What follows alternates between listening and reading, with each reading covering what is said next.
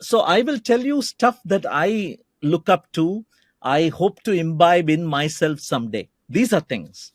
So this whole myth of being unbiased, being equally concerned and responsible for everyone, I think we should all stop believing in that myth. It is a pretty biased and polarized world out there, and you are doing it right when you're doing it wrong. You need to be biased, you need to be overdoing something, underdoing something. You need to spend more time with some people, less time with others. It has you cannot look for equilibrium there. Some people need more time, you need to work with them. Some people need to be left alone, you can't keep poking your nose into them, and so on. So the first thing is that stop trying to be fair. You have no idea what is fairness, first of all. Yeah. Only when you have that you can even try. So stop doing that. The second I would say is transparency, openness, transparency, candid, instant feedback. You cannot postpone giving feedback. Of course, feedback has to be in private. Appreciation can be in public, but criticism has to be in private, but never postpone.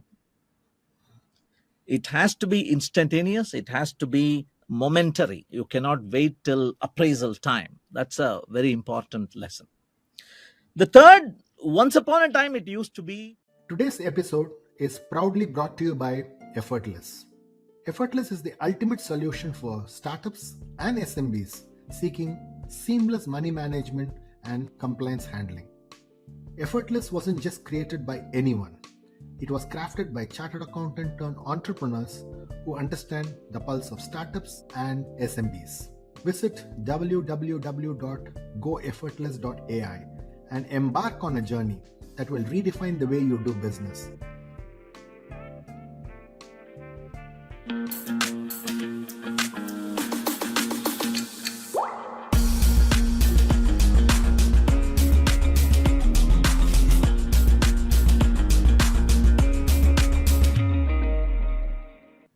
Thank you, thank you, thank you.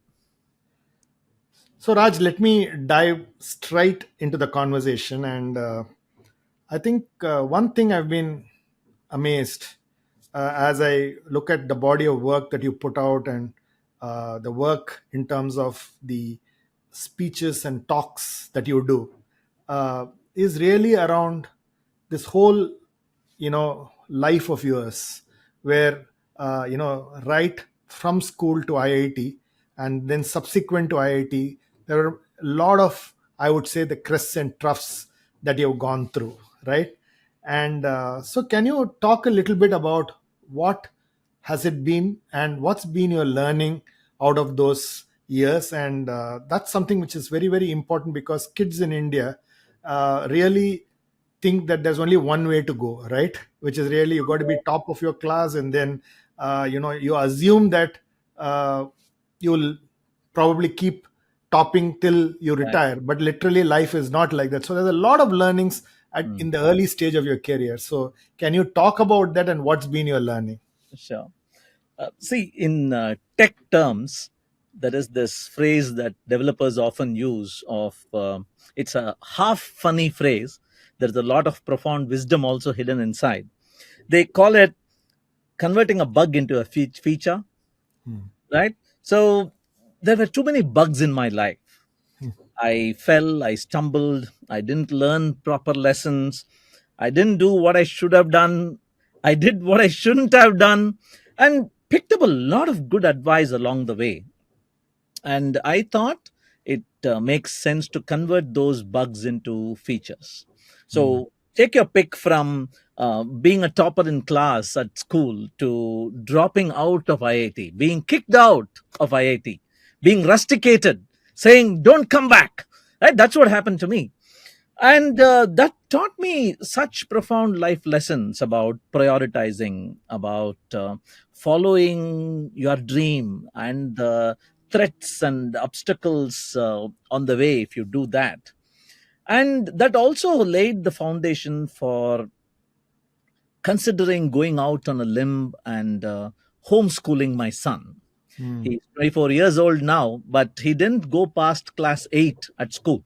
mm, I took him out of school and created my own curriculum for him. And my wife and I, we worked together. We skewed our working time. We sacrificed our vacations. We created our own little learning environment for him. And that was an amazing experience. And that again became a source of knowledge and a fountain of wisdom that I could peep into and take a bucket out of to share with my team. I hated the internet for its web browsing, right? mm, The HTML, CSS, JavaScript mess, right? Some people may hate me for saying that, but it wasn't even a real programming language. It was a mishmash of stuff hurriedly put together, and I hated it. And when the iOS development environment came along, and uh, Steve Jobs blessed the world with its iPhone, I really fell head over heels for it. And mobile development as an integrated development environment with touch and beautiful, sleek glass and steel, and no HTML involved. It's all a silent connection to the web, or no, not the web, to the internet, with mm. data being brought in and repositioned for a screen full of content. That really made my day. And that was what was my second coming, I would say, in my company at Zoho Corp. Okay. And putting all this together, we realized at Zoho that the only real learning that's going to stick is the learning you do when you are doing. Mm, Learn by doing. mm. And so Zoho Schools of Learning was born, and I've been running it for the past 20 years now. So it's a bug becoming a feature again and again. Right? We make a mistake, we celebrate it by painting it in a new color and Mm. sharing it with the world as one less thing to do if you are looking at doing the right things. So I would like to stay there for a minute. Mhm. And there are so many people who there are only X percentage who can top the class, right? The rest surely will be probably the second, the third, and probably the last. So you really talk about this whole thing about achievement at school is really not performance at work, right? Yeah. That's a beautiful stuff that I picked up. So Correct. if I'm somebody listening to this conversation, and I say I have to change my mindset, especially youngsters who are actually listening to this and saying, you know what, hey, am I good enough? Hey, I didn't crack my IIT, I'm not going to my top school, I'm not doing this, so am I fit to be the best in what I do? So therefore, what is the mindset change that you went through, which you would like to share with the people who are listening to something like this? Yeah. One primary mindset change is winning at all costs. Mm, Somehow that seems to have become ingrained in our educational academic environment. Winning at all costs is so toxic to mm, real work environment. mm, In fact, you can even give up winning if you're going to be helpful in somebody else winning.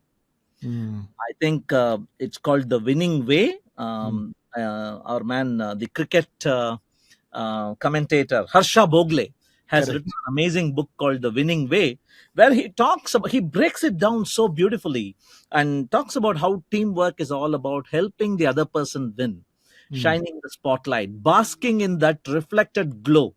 mm, I go to a lot of colleges to give talks, and there are many certificates and awards that are given to the 100% attendance guy, the highest salary, first month salary girl, and so on.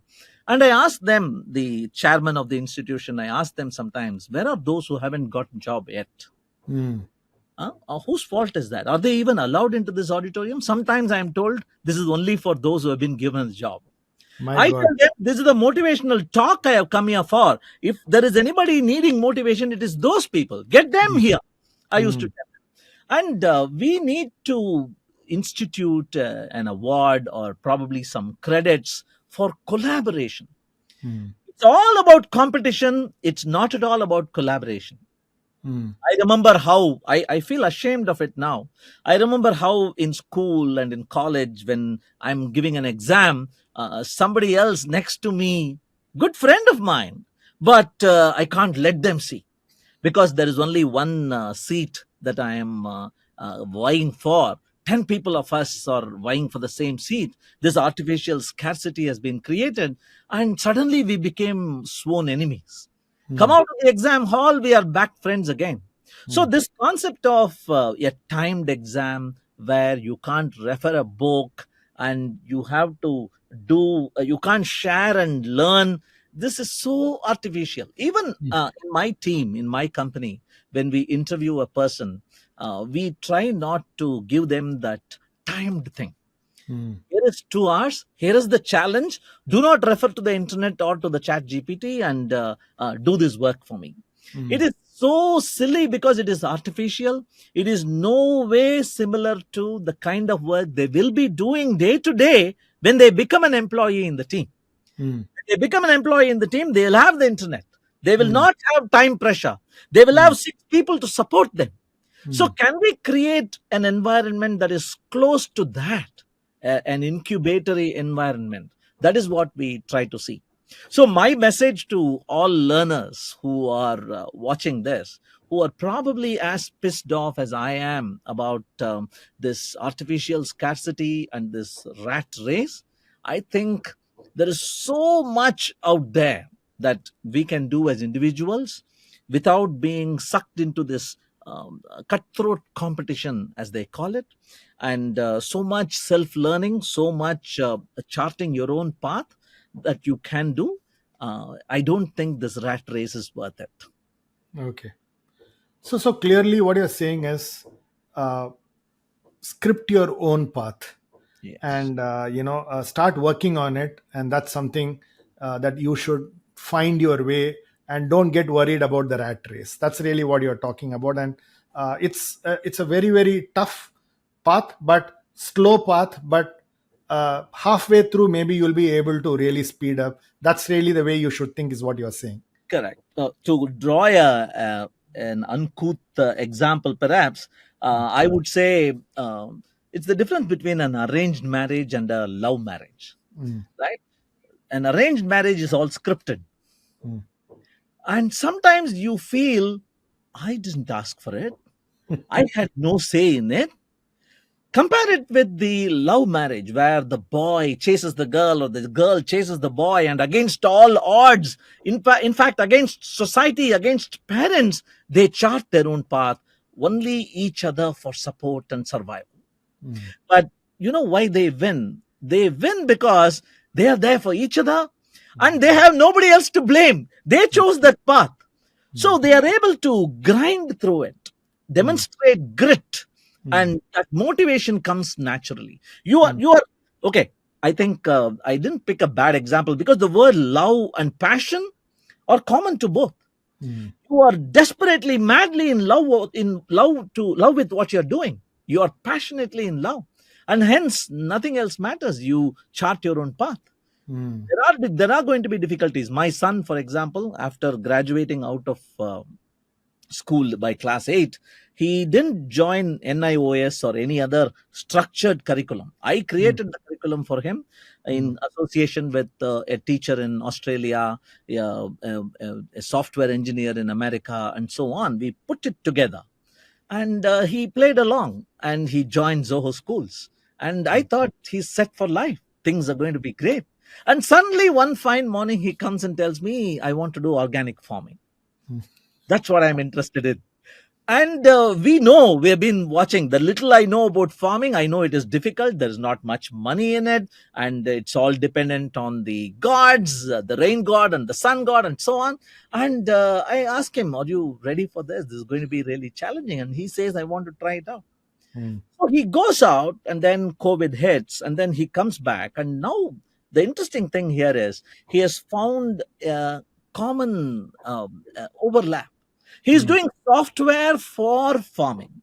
Okay. Yes, so that's how things fall in place. Mm, Things fall in place when you're ready for them. when Mm. you are open minded enough to allow that experimentation to happen. Okay. Right? Okay. So many of the people who are on the beaten track, the road more often traveled, Mm. it's all well beaten. You can't really make out the nuances because people have thousands of people have gone ahead in front of you.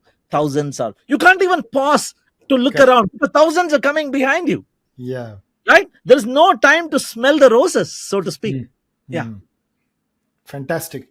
Which brings me to Zoho Schools that you run, Raj, which is your, your life passion. The way you've built Zoho Schools is a case study by itself.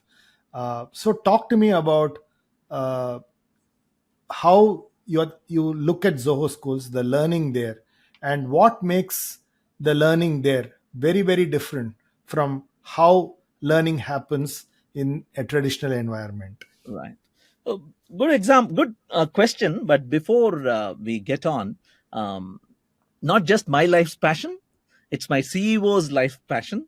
It Yeah. is every one of my 25, 30 members, faculty Mm, members who we have picked from the length and breadth of the organization, their mm. passion too. I am just the channelizer, Catalyst. you could speak. You are Yes, yes. just a catalyst. You could say that. Yeah. So it started long back because we felt that there was no correlation between school college performance and work performance. Something Mm, was missing. Toppers weren't performing, last benchers were blowing our minds, and so on. Also, we weren't a great brand. Now probably we are a little more known, but at that time 2004 we weren't allowed to first day recruit at colleges, the branded colleges. So most of our recruitment was through word of mouth, tier 3 cities, tier 3 colleges, towns, and so on. When a student comes in and we give them their tasks, they seem clueless about software engineering. They have done computer science, but they don't know software engineering. These two are mm, very different. It's like doing Maggie noodles for your dinner tonight versus cooking a feast for 2,000 people. mm, The game changes.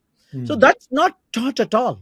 mm, And user experience, UX, they think it is the designer's game. mm, Not at all. A software engineer needs to know that. mm, So there were 100 other such gaps that we thought no educational academic institution can really impart, primarily because of a practical, frank, but sorry state of affairs.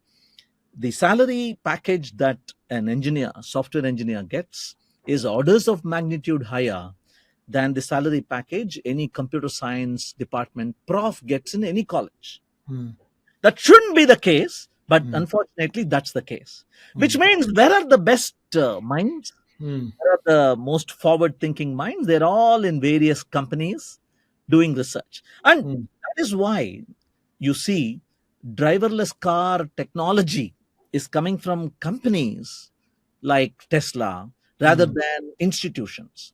Correct. Where is the new programming language coming out of? Go Mm, is coming out of Google. mm, Swift is coming out of Apple. It's mm, not some college research institution that's pumping out programming languages.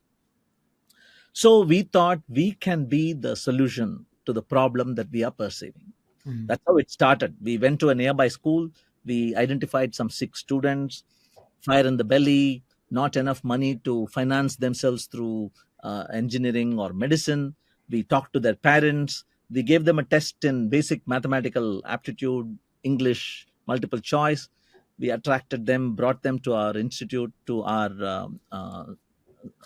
AdventNet, it was called, Zoho campus. And we put them in the same room as two senior software engineers. We didn't mm, look for professors from mm, outside.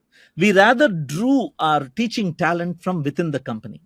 So mm, people who were, I have been there, I have done that, I now want to help the next generation. That kind of people, they continue to come. We have more people wanting to teach at Zoho schools than we can accommodate, even today, 20 mm, years on. So that was how this first critical mass was created. And you may have heard of the hole in the wall experiment, Mm. Sugata Mm. Mitra, I think. Correct. So in Delhi, NIIT, he was, I think, he was looking out of his window. There was a slum, and he had this sudden idea: can I create a computer window where only kids can put their hand in, touch the keyboard, touch the mouse? There is a GUI in front. These kids don't even know English. Mm. Forget about computer operation. So he tracks using a camera, he tracks how these kids learn. And 1 month in, there's a girl doing Indian national flag in MS Paint. Mm. There's another boy typing out numbers in spreadsheet and doing sum, all by themselves. Mm. That's almost similar to what we saw at Zoho Schools. Okay. Most of the children we attracted were not from um, rich schools which had computer centers and so on. Even educated parents was a rarity there. So these students are seeing a computer for the first time, but 6 months in, the kind of learning they had, and we understood why that learning had come. Mm. We realized that learning was because we abolished fees, which means across the strata we could get good quality talent. We abolished examinations, which Mm. means students weren't constrained artificially to learn stuff simply to pass. Mm. You learn what you're interested in. We will try to show you how interesting things can be. We will expose you to amazing stuff. You Mm. pick and choose. It is a buffet in front of you. You Mm. decide. And we abolished attendance. Mm. We said we will not mark attendance. Have Mm. you come today? Why didn't you come? You need this much minimum and all that. We paid you a stipend. We abolished attendance. We abolished examinations. And we let the students loose with a computer. We were there as a guide, an assistant available to mentor you whenever you need it. Okay. And that seemed to work wonders because that is primarily how Zoho itself operates as a company. Mm. When new employees join us, they usually feel that they are in a cave of wonders. Mm. Everything around them is amazing, but there is no map. Mm. Where do I go? What next? We say go, stumble, fall, learn, push yourself up, dust Mm. off, move on. Mm. We give you that time, we Mm. give you that long rope, we give you interesting opportunities to choose from. We Mm. teach you very early in the game that you can't have it all, Mm. right? It's like food. Even if you are an ice cream connoisseur, Mm. I've spread 31 different ice cream varieties in front of you. You are not going to eat them all. So Mm. we teach you prioritizing, we teach you choosing, Mm. and they surprise us with the amazing things they do. It's been happening year after year, 20 years now. Okay. So there are different tracks that are there in Zoho schools, right? So therefore, can you talk to us about the tracks and how do you really integrate them? When they actually go to the workplace, because people have silos in their heads. You know what? I want to be a developer. I want to be a designer. I Yeah, want to be a marketer. I want to be. But if you really look at the world does not look at you that way, right? So therefore, how do you really put them together and how do you cook them up for this yeah, real world? right. So first I'll tell you about the tracks. It started as a tech school. We taught them programming. English, mathematics, and programming were the three subjects we taught them. But over time, as I explained a while Mm. ago, we realized what was special about Zoho schools was not the curriculum we had chosen, Mm. was not the faculty. Come on, we're not the world's best in terms of teaching and whatnot. It wasn't about the company either. It was about the environment, Mm. the low pressure environment we had created for these students, and we gave them we put them in close proximity to the CEO himself, to Mm. the other senior managers in the company. They'll go for lunch. We didn't have a Zoho Schools lunch hall Mm. on purpose.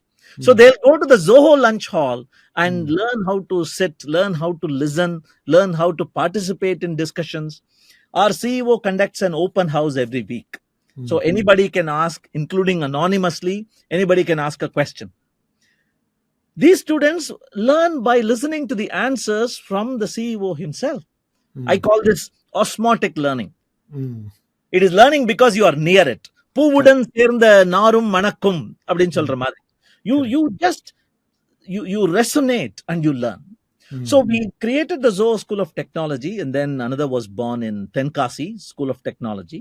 Then we learned that it is not the domain that we are teaching; it is the environment we are teaching it in. So School of Design was born. So Mm. in School of Design, we teach them animation, graphic arts, visual design, user experience design, and also the whole concept of laying out a workflow for a user to experience delight, I would Mm. say. And brochureware, animation, physical environments like in booths and trade shows. How do you design 3D environments? All the way to basic icon work, product UI, and screen flow, alert boxes, everything. The gamut is being taught. And the School of Business was born a year later, where we kind of teach them how to do customer service, engage with customers, customer experience management, and we also teach them sales and marketing. So it's now, like you pointed out, a bit of everything. We have a school of tech, a school of design, and a school of business.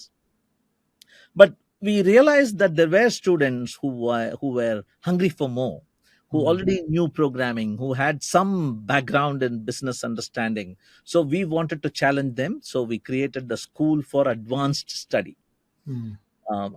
I named it after Princeton. Princeton has a school for advanced study, which is where Okay. Einstein went, by the way. He used to teach there, it seems. So the School for Advanced Study just exposes you to more than one school.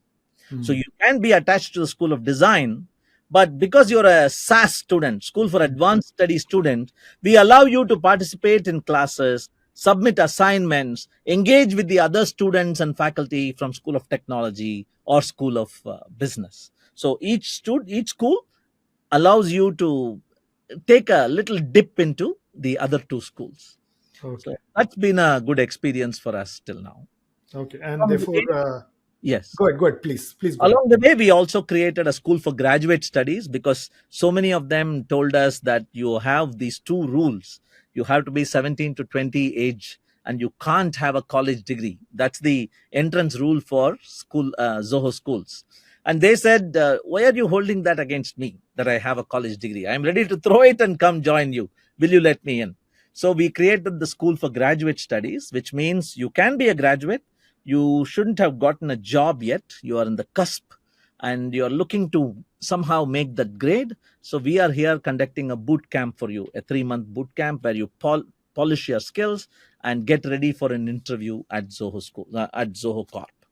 We also launched Marupadi, which is a woman empowerment program, a return to work sort of thing. We've been running it for the past 2 years now. Any age group, but you need to be a woman who must have worked somewhere for a while in an IT tech environment, and you must have had a break here, more than a couple of years, also fine. So we train you again and we place you into the organization. Okay. So, so how many students have graduated, or let me not use the word graduated. How many students have got inspired and We started call it doing, we call it ungraduation, really. yeah, ungraduation? So that's, Yeah. I would call it ungraduation. So how Yeah. many of them have ungraduated? Yes. So we are not affiliated to any university or organization, and hence we don't offer certificates. And along the way, though, couple of universities approached us. One from Tamil Nadu, one from Karnataka, one from Telangana. They said, "Continue doing what you're doing, but can we offer a certificate? Can we understand, do a MOU of sorts?" And we told them, we don't value paper.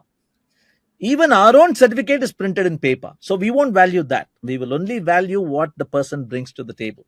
And we Mm. also told them, are you okay with no attendance and no exams? We haven't heard from them since. Yeah. Yeah. So we right now take about 250 students every year. We mm. started with 6 students way back in 2004, and slowly, gradually, organically growing. So about 1,800 students have been graduated till now. Almost 1,800 are working in Zoho today. So Okay, Zoho has 16,000 employees today, 1,800 of whom are graduates from Zoho schools. okay, So if fantastic. you enter a lift, yeah, 10-member lift, 10-passenger lift, one of them will be a Zoho schools graduate, Okay, okay. So including one mine. of the yeah. So one of the things, Raj, when you look at this kind of education and you look at the engineering talent and the pool, largely India is an IT services, hub, if I were to call it for the world. Uh, India is not really a product hub for the world. And there is a very big mindset shift in what I believe you talk about, and I pretty much resonate with it, which is really the ability to work in ambiguity, have a certain amount of contextual awareness when you are actually building a product versus delivering or building a service, mindset. So is there a very big difference if India has to become a product nation? A couple of top of mind thoughts that come to me, I'll share them. The first is being proud enough to put your name on it. Mm, I read about it in one of Steve Jobs' biographies. The first Macintosh, the 1984 one, um, had no user serviceable parts inside. The back was molded, it wasn't screwed, which means you need to break it open, if at mm, all. So it was never opened. No customer opened the Macintosh. mm, And when it was broken open, only then in the Kailan Kadai, right? mm, In the junk shop, they discovered that Steve Jobs had invited every one of the original engineers who worked on it mm, to sign in the back of the inside of the cover. mm, So there are some 30 signatures, including Steve's himself and mm, Wozniak's, which will never be seen by anybody. Bill Atkinson is there, mm, but it'll never be seen by anybody. mm. What kind of pride was that? What kind of Beautiful. achievement was that? You put it, your name is there. You're Mm, staking your name for you're saying trust this quality. It's going to be amazing. It's done by me. I think this mindset comes only when you build products. If you're going to be in a service organization doing it for money, you pay me money, I give you work. You pay me some more money, I give you some more work. You stop paying me money, I go on to the next client. This kind of ownership will never come. In fact, I have worked in some client like servicing organizations where we were not allowed to put our name. mm, We were script monkeys. We have to write stuff, give it to them. They will sanitize it, write, put their own name on it, remove the logo, put their logo, and use it. Right? So that's a dehumanizing feeling for mm. that to happen. You're doing it. It's almost like patriotism versus being a mercenary, Yeah. right? So never send a mercenary to murder your enemy, because you will be murdered the next day, because he's going to pay more and say Mm, murder the person who sent you, and the mercenary will do it, yeah. right? So that is one mindset. The other mindset, I learned that from my wife, Radha, who runs Zoho Mail and Zoho Workplace Suite. It is 18 years since she started that journey. 18 years ago, I saw her move into the team. Why? More than 18, 19 years, I think. Imagine being at the helm of affairs, actively developing, designing, pushing teams, merging with products, evaluating customers, evaluating competitors for 19 years. Mm, That that ability to sustain that stamina of passion. Passion is mm. useful, but only if it has stamina. Can you I call it sustain I call it enduring stamina. enduring? Yeah, that endurance. I don't think you get it when you work in a client mode. Right? Mm, You need to be growing, which is something I am truly proud of with respect to Zoho. mm, If you look at any of the flagship products, Zoho Mail, Zoho Projects, Zoho CRM, you go back to its version 1.0, mm, the person who created that product is still around. mm.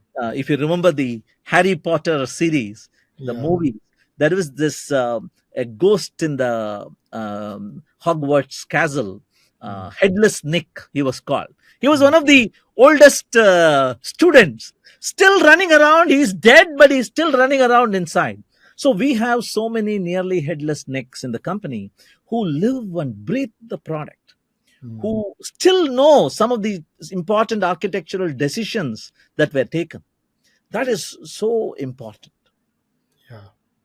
So, so this importance of contextual awareness, working in ambiguity, not knowing.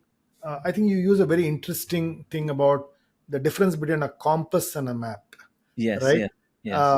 And most often, it's important to be ready to handle a compass and not a map, right? If you are working in such organizations, so for somebody who's in engineering, I know you don't like the word tech, okay?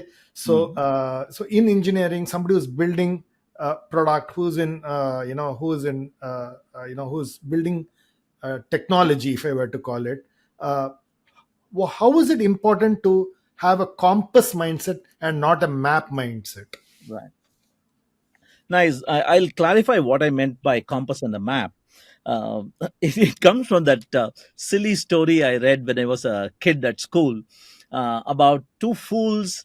One is giving directions about how to come home, Mm, and that person says there'll be a buffalo lying down on the street. At that point, turn left.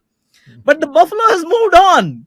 This person is still looking for that buffalo and hence gets lost. Right? So that's the difference between a compass and a map. The earth is shifting under us. mm, Even before we learned ChatGPT 4.0 has come. mm, And things are changing as we speak. Students come to us, parents come to us, and they ask us, what are the books recommended? What is the curriculum? Where is it printed, what mm, books? And I tell them again, only half jokingly, we do not believe in books, because if it is printed it might already be obsolete. mm, mm, That's how fast things are changing. Huh? Imagine somebody printing a book that says chat gpt for dummies. mm, That will be obsolete before the book comes to higginbotham's. mm. It has to be a web page, a document that is constantly updated. That's the only chance it has got of being really useful, right? So that's the context of the compass versus maps, and it comes from Ito, an MIT professor. I forget his full name. He had talked about 11 skills for the future, and this was one of them: compass versus maps.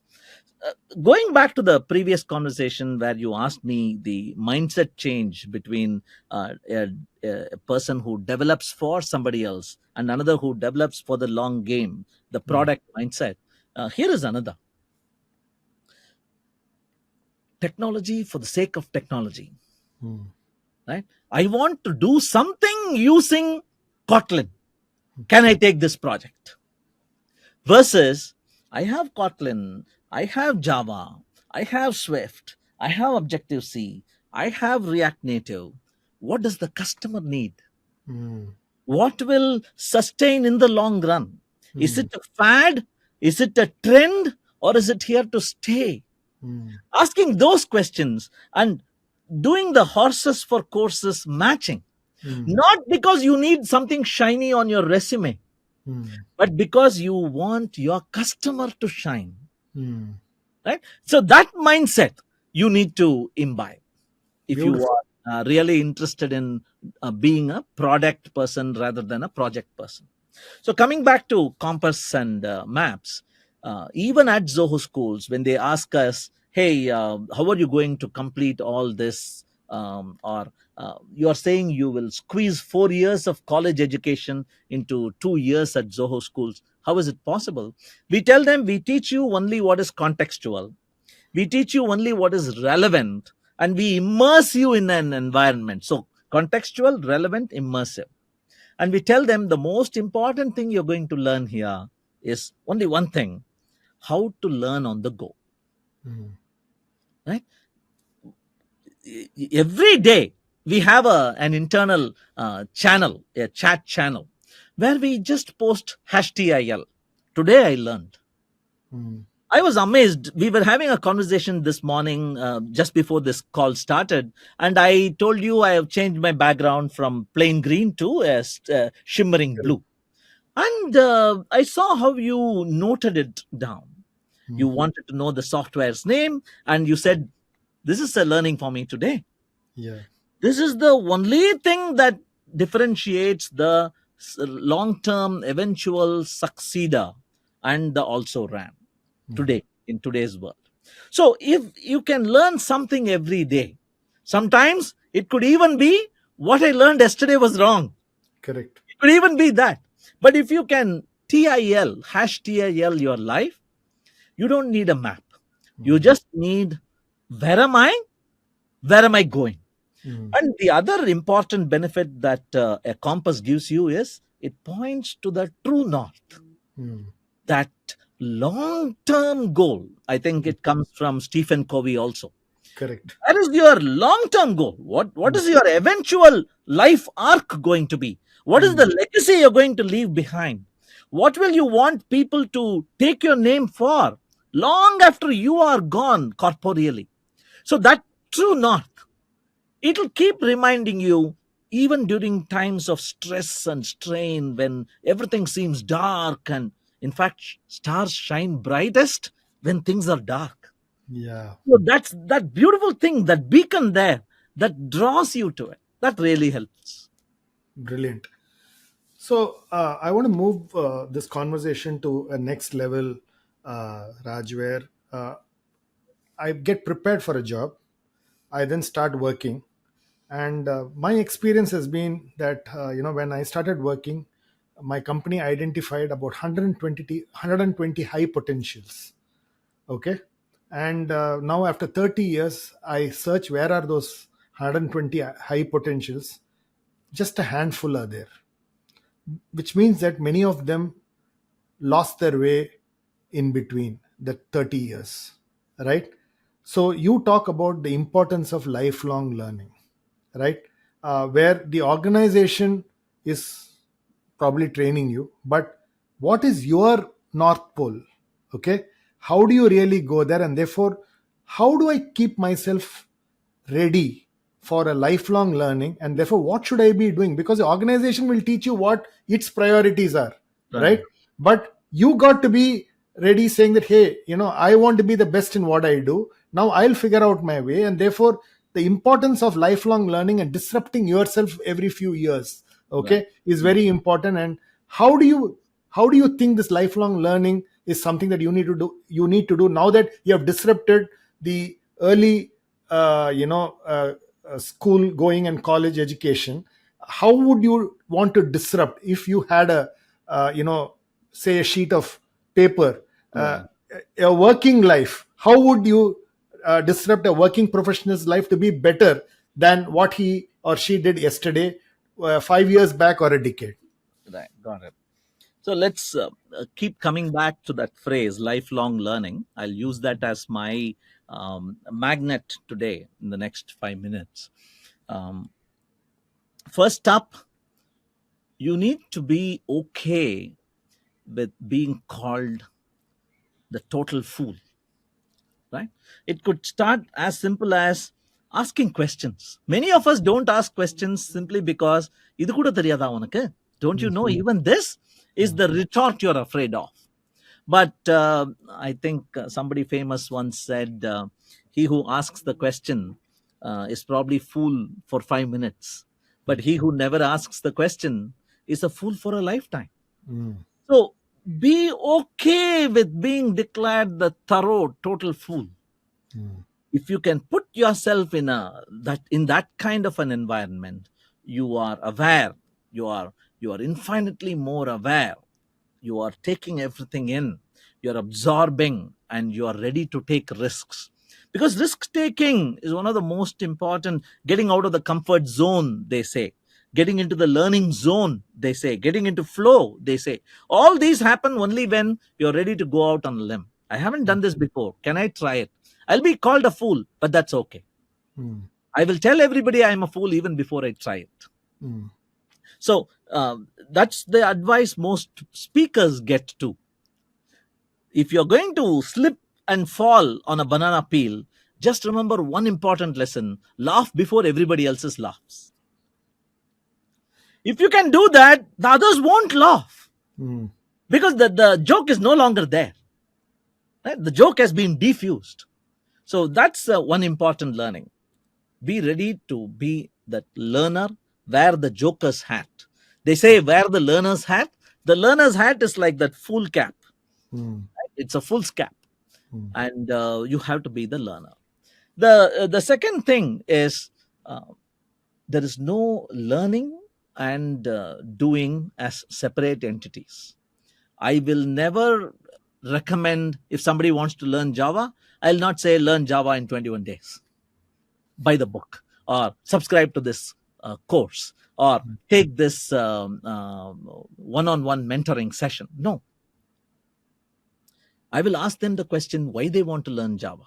Mm. They may someday say, I want to build an app. I'll ask them, why do you want to build an app?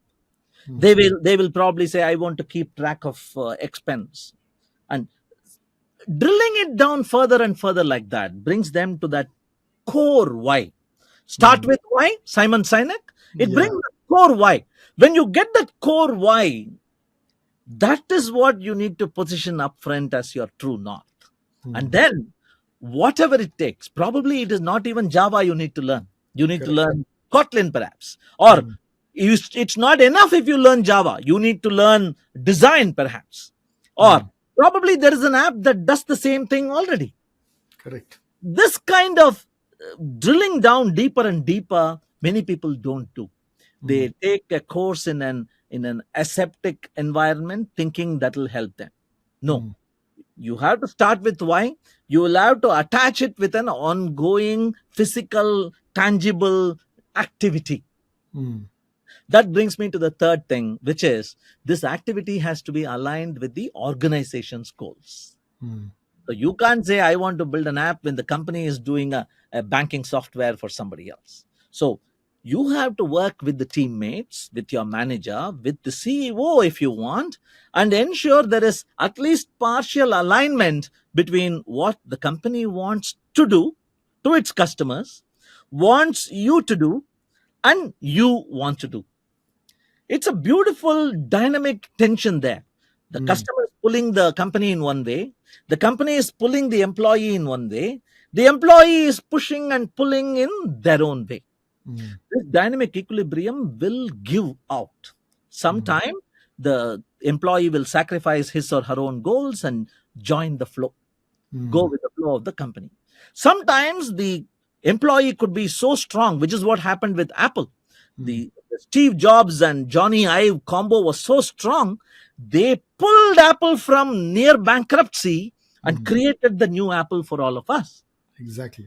And it could even be that the company is an immovable object and the employee is an unstoppable force, and the employee spins out and starts their own startup. It could happen. But the most important ingredient there is dynamic tension, Mm. push, pull. You cannot just be dead weight, being pushed around and things flow. Because when you're a dead weight, you are causing trouble to the organization itself. You're not Mm. causing trouble just for you. Exactly. So these are my thoughts when you talk about lifelong learning. Be ready to be the fool. Always remember to dig deeper and deeper to find the why, and try dynamic tension between the company's why and your why. Okay. Beautiful. The company's why and your why is a beautiful summary of lifelong learning. Thank you. That's a very nice quote I would pick up. Which brings me to this whole lifelong.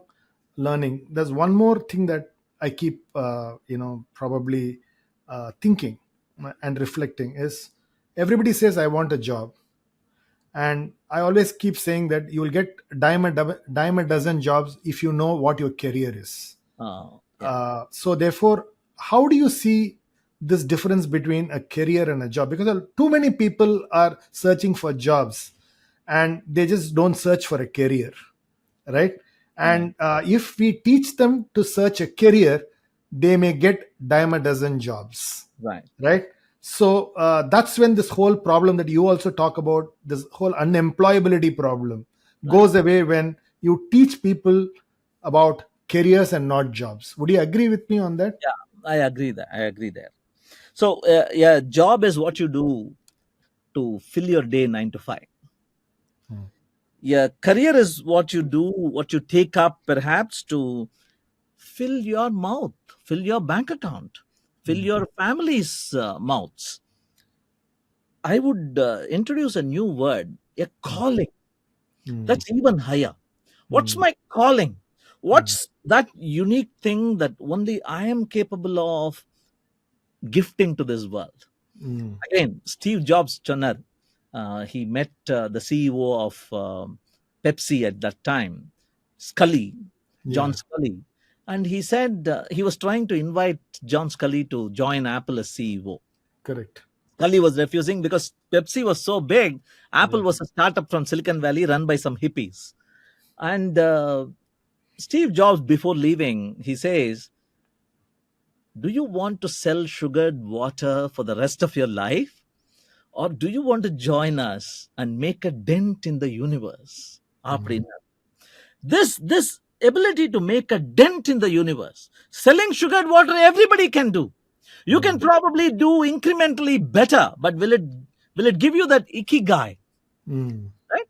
Versus that calling, which is only you can do it. Only you have that unique set of experiences, upbringing, exposure, skills, attitude, that combo, that perfect combo you have. The only missing piece is being part of this team or this company or this initiative. If these can come together, it's like critical mass explosion, nuclear explosion. So I think never settle. You Hmm. should continue to look until that calling comes up. My CEO has an interesting intranet post. I think it's 15 years old now, but I keep going back to it. It's such a beautifully written post where somebody had asked him, "How do you work so hard?" and all that. And my CEO had responded saying, "Work? What is work?" அப்படின்னு சொல்லிட்டு he launches into a discussion, an opinion piece on how to define work. Is it when you spill sweat? Is it when you feel, I would rather be doing that, but I'm stuck here? Is it what you do 5 days a week so that you can do something else 2 days a week? What is work? And the Arbeit, அப்படின்னா என்ன? That German word. And he brings it down to, if you cannot differentiate between a Sunday afternoon when the idea strikes you and you start coding, and Thursday morning when you are at work but you really cannot move forward because the idea hasn't struck you, the muse hasn't sat on your shoulder, this is mind work. And you cannot really differentiate it anymore in this modern environment as, oh, you are at office, you have to do office work, you're at home, and so on. So, and the blurring of the difference between work and life, some people may not like it. Some people Hmm. may say it's upsetting the work life balance and so on. Again, it is dynamic equilibrium. It is Exactly. not this much time. It is what kind of quality you bring to it. It's what kind of inner peace you derive from it. It is Hmm. how much you are able to magnify your contribution to the people around you, the society around you. So இதெல்லாம் பண்ணுவதற்கு உங்க வேலை உங்களை benefit பண்ணதுன்னா, if your work is going to benefit you for magnifying your impact on society, Hmm. how dare you call it work anymore? Hmm. Right? So this is pretty fuzzy, I Yeah. would say. And so continue to be on the quest for what your true calling is. 80,000 hours, it seems. Mm. 80,000 hours. Anybody, when they live an adult life, proper adult life, if they work, you have 80,000 hours. Think about it. That's all. 80,000 hours, adla 1 hour we have been talking. So, in these 80,000 hours, if you want to have an impact, an outsized impact, you Mm. have to look for that right magnifying glass. And the magnifying glass is made of three, four ingredients: the people who you report to, the customers you work for, the employees you work with, these people. If you can get that right mix, stop. Till then, never settle. Beautiful, beautiful. Which brings me to the last couple of questions, Raj. Huh. Uh, the first question is really a lot of people say, I'm a manager and I have so many people reporting to me, right? And I always keep saying that leaders are followed, leaders, don't direct. And for me to be a leader, what are the skills that are needed so that you get people to follow you? Managers manage people, leaders get people to follow. Right, And how do you really build it in a knowledge economy like ours, where it's not about 100 people who report and most of them don't have respect for you, versus you even have 10 people but they die by what you say, right, right? And right, which means that you need to have a skill set that they look up to and you make them great because you empower them. So what are the skills that then, if I'm going to be a leader for tomorrow, what should I be leaving behind and what should I be taking forward? right. So let me clarify upfront that I don't consider myself a great leader. So I will tell you stuff that I look up to, I hope to imbibe in myself someday. These are things. So this whole myth of being unbiased, being equally concerned and responsible for everyone, I think we should all stop believing in that myth. It is a pretty biased and polarized world out there, and you are doing it right when you're doing it wrong. You need to be biased, you need to be overdoing something, underdoing something. You need to spend more time with some people, less time with others. It has you cannot look for equilibrium there. Some Mm. people need more time. You need to work with them. Some people need to be left alone. You can't keep poking your nose into them, and so on. So the first thing is that stop trying to be fair. You have no idea what is fairness, first of all. Yeah. Only when you have that, you can even try. So stop doing that. The second I would say is transparency, openness, transparency, candid, instant feedback. Mm. You cannot postpone giving feedback. Of course, feedback has to be in private. Appreciation can be in public, but criticism has to be in private, but never postpone. It has to be instantaneous, it has to be momentary. You cannot wait till appraisal time. That's a very important lesson. The third, once upon a time, it used to be that leaders need to demonstrate, leaders need to show. I am reading the Mahabharata with my mom, and I am amazed at how the three greatest warriors to be defeated were the great grandfathers of the Kaurava clan. Right? Mm. There is Bhishma, there is Kripa, and there is Drona. All are generations older people than Arjuna. Arjuna is struggling against them. But those days are gone. Today, kids that come from colleges and from Zoho schools, they run circles around us. They know so much more. So there is this interesting dichotomy between um, knowing and caring, I would say, or knowledge and wisdom, I would say. You come with knowledge, but there is a certain wisdom that I have created. It's like generative AI. My model has been trained by life. I've been Mm. around. So please use my wisdom, but use your knowledge and create magic. So Beautiful. the leader has to demonstrate that she has the heart in the right place. My intentions are clean. I want to be of help, But one of the most important helps I can do, I have learned, is step out of the goddamn way.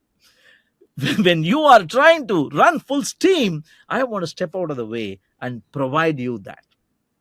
Talking about the way, another very important contribution a leader can make is be Vigna Vinayak, Mm. the remover of obstacles. Mm.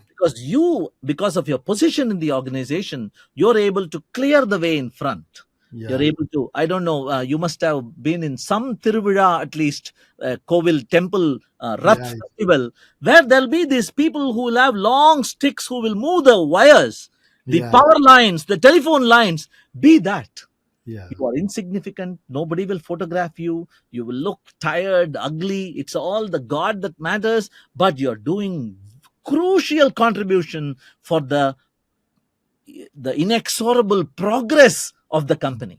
So if you can depersonalize, lose your ego, and merge, right? I remember a beautiful movie called um, I forget the Sangarsh or something. It's a Hindi movie. It's Buddhist story, Mm. and there is a question in the first scene of the movie. How do you ensure a water droplet doesn't dry out? Is the Mm. question. And then the end of the movie, the hero walks on the other in the other direction, and so the placard that was having the question now has the answer. The Mm. question was, how do you ensure a water droplet doesn't dry out? And the answer is, immerse it in the ocean. Mm. When it immerses in the ocean, it is given assurance that it will never dry, but it loses its identity. Mm. It can't call itself a water droplet anymore. I don't have number 2,376,412 as my ID, water Mm. droplet ID. So when you lose your ego, you gain eternity. Mm. That was the lesson I learned from that movie. So these are things that I try to imbibe in my day-to-day life. Be Go out of the way, and don't try being impartial. Um, Remove obstacles, and be ready to merge with uh, the universal eternity soul of the company. That's what I would. Beautiful. Yeah. Beautiful. So my last real question is, in this day of time, I would call it, of instant gratification. You know what? I do something, I want immediate appreciation, I want immediate promotion, I want immediate increment. uh, how do you really build resilience, tenacity, and the fact that I need to be at it, like Mm. what you said about Radha, right? 19 years. There are days when probably things are not looking good, there are days Right. when things are looking good. The ability to see the end, Right. rather than keep seeing the here and now. Right. How do I build this tenacity and resilience, which is very important, because every day people believe that, oh, I want to do it, otherwise, let me look at something else. Right. So is that important, and how do you build it? Right. These are heavy philosophical questions, and I don't know if I'm even doing justice to these. But I'll tell you what I have learned observing Sridhar Vembu, observing this company, Zoho Corporation, evolve over time. How do you build tenacity? How do you build that uh, playing the long game, the marathon sustenance effort? Uh, One lesson I have learned is leaving money on the table. Right? Instant gratification is whatever comes, take it, and demand the next money come fall immediately. Versus, even if there is money on the table, even if there is an opportunity to milk the customer dry, Mm. give them the opportunity to say, wait, I would like to pay later. I would not like to subscribe for this. We have a product called Zoho Concierge. It's a desk, Mm. and that desk is manned by a team of people whose important job is to analyze your business. Wait for it. Is to analyze your business and recommend only those products from Zoho that will really make sense to you, and not the whole bouquet of products you will be made to buy if you go the proper way. Mm. Right? So it is almost like it is counter marketing. Yeah. We are saying we will come to your side of the desk. It won't be a sales call. We will Mm. understand your business. Tell us everything about you. and we will show you how to save money from Zoho. Hmm. I love that strategy. Right? Hmm. So that is the same thing that we have continued even inside our team at Zoho Schools. There'll be some questions like, why are we not having this? We can easily have this. Why is it not being declared as a day off? Or why are we not celebrating and so on? The If you dig deeper, you will notice that there is this philosophical DNA strand which says it is okay to once in a while miss something, Hmm. right? There is this time driven versus event driven. Time Yeah. driven is it's 1 o'clock, time for lunch. Event driven is I'm hungry, it's probably 11 o'clock. I am hungry, it's probably 2 o'clock, but only when I'm hungry, I go for lunch. Hmm. So if you can move from being a slave to the clock to being an attentive listener to events, that is an important mind shift from being time driven to being event driven. And that Beautiful. helps you build sustainable models. Fantastic. Thanks, Itan Raj. I'm going to be asking you a last set of 5 rapid fire questions. Sure. Uh, and it can be short, terse answers, or even it can be long. The Okay. first one is, what does success mean to you? Success is, and I have an internal model of myself. And have I done all that I could have done? That internal checkup, that is success. It is not external validation. Beautiful, beautiful. What would be your advice to a 18-year-old in a university today? Do something. Whether you continue in the university or not is not for me to tell you, but do not sit back and wait for that knowledge to reach you. You have to lean forward and do something, build something, break something, hack something, create something. Great. What's You would have got a lot of advice, but what's one piece of advice that stayed with you and you continue to use it in your everyday work today? It was my dad. He printed it on a piece of paper, and he slipped it under my glass on top of the table, and it said, this too shall pass. What next? Whatever it be. It could be great moments, it could be down in the dumps moments, but இதுவும் கடந்து போகும். அடுத்தது என்ன? Fantastic. It's very, very deep and brilliant. If you were to invite a couple of people for a dream dinner, it could be 2 or 3 people. Uh, they can be living or dead. Who would it be? Who would it be, and why? I recently watched a video and I'm influenced by that deeply, where adults are interviewed. Australia, America, Colombia, France. Couples are interviewed and they're asked this question, who would you want? And each of them is saying Sam Altman, Bill Gates, APJ Kalam, Abraham Lincoln, and so on. And the camera shifts and they show these adults' children. They are being asked the same question, who would you want for dinner? And the answer from these children are mom and dad, family. Should it have to be a celebrity? Can we have a grandpa, grandma dinner? And so on.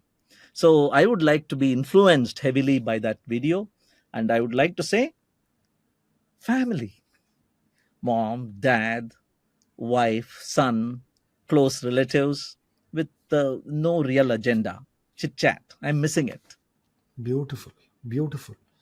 And what's one thing that you believe in that others really don't agree with you? I believe that hard work will always triumph over talent. I believe. I believe in atomic habits. I believe that even if I am such a miserable screwball in anything I am attempting, day after day after day, month after month, year after year, I shall overcome. I am a strong believer in that. Not many people I know seem to believe in that. Great. On that note, thanks, Raj. It was a lovely conversation. Really enjoyed, and I hope you too had a fun time talking to me. Thanks a lot, and lovely talking to you. Thanks a lot. Thanks a lot. Bye bye.